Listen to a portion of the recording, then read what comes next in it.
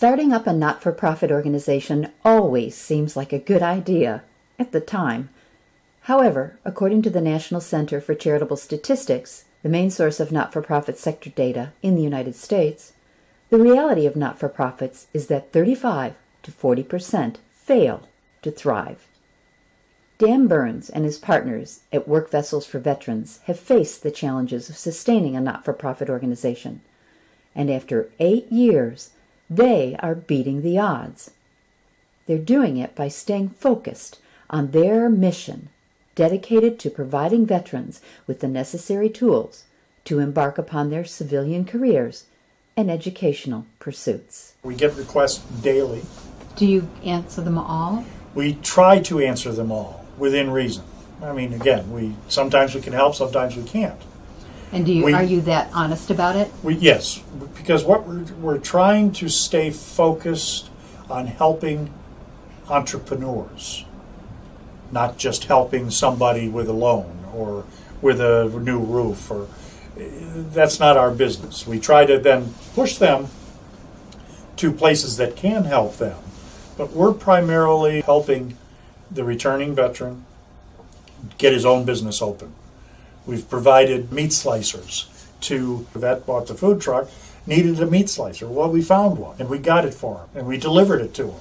What's been the most unusual request? Returning vet who wanted to teach other handicapped vets, he was handicapped, teach other handicapped vets how to drive a car with the appropriate, attachments. So we got him his first car so he could do the instruction for teaching other vets how to work with adaptive equipment in vehicles so they could drive. This is, like a lot of these projects do, it's become It's exponentially. morphed. Yes. Yeah. Never anticipated that it would grow like this. And so are there moments, again, we go back to was this the right decision or not? Are there moments when you just go, this is overwhelming? Sometimes it has been. On some days I was spending 6 hours a day just answering phone calls and or requests online. That's when we hired our executive director. We're one of the favored charities in the country. We're rated very high. Our expenditures are less than 5% of what we get donated. Everything goes back to the vet. Where do funds come from? From donations. We do an annual request for donations at the holiday season. To who? Like, who's your base? Oh, we have hundreds and hundreds of people that have donated to us, some for $5, some for $5,000. And we, of course, go back to them. How many requests do you get in a year, do you know? Hundreds and hundreds. And what do you do with the ones that you can't help? We try to focus them on where they can get help. If they're coming to us for things beyond our capability to do or beyond our mission. Again, our mission is to help entrepreneurs. We try to send them to the VA. We send them to their state organizations, things like that, to try to help them get there.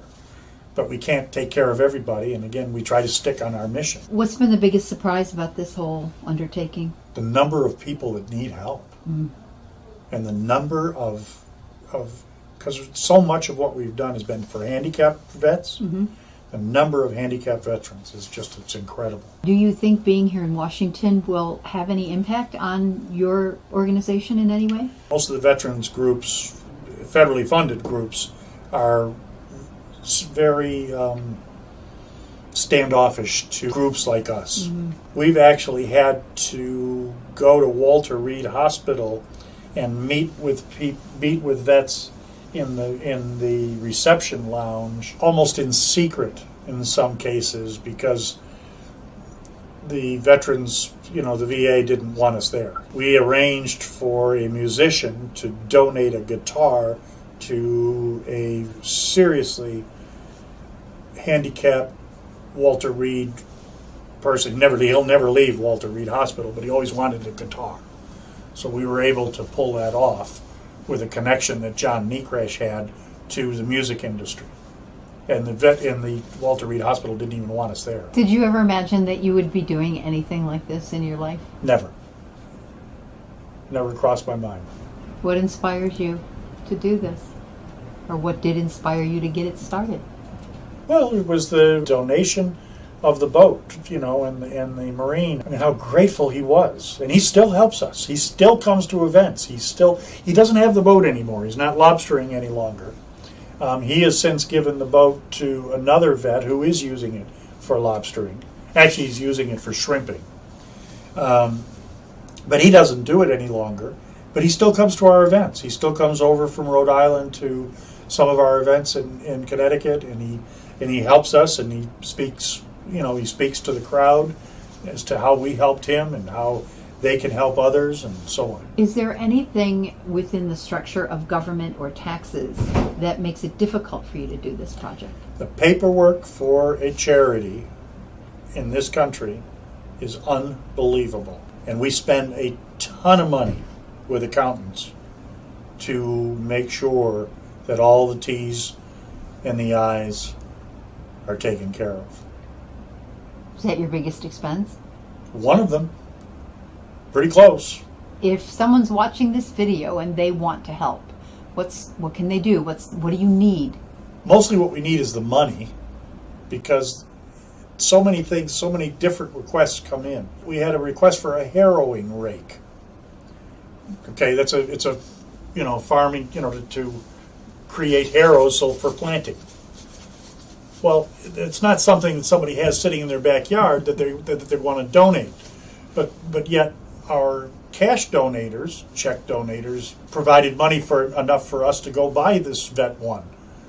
And we found a used one, and we bought him a used one. So if someone wants to help, how do they find you? 3 W's. Yep. workvesselsforvets.org. If there's something that people don't know about Work Vessels for Vets, and you'd like them to learn today through this video, what would that thing be? If you're watching television at all today, you see generals or Marines or Army or Navy individuals always reminding us of how many vets are going to be returning from war in the next 5 years. And those vets need our help tremendously to go back to work, to continue careers, to start careers, and to have the capability to come back into society and work. That's what they want to do.